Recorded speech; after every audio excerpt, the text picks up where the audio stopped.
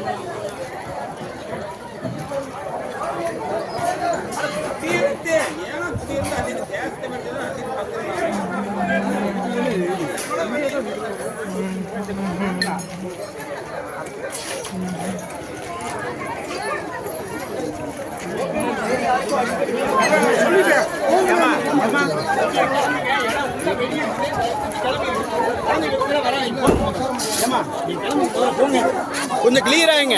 போங்க. போங்க.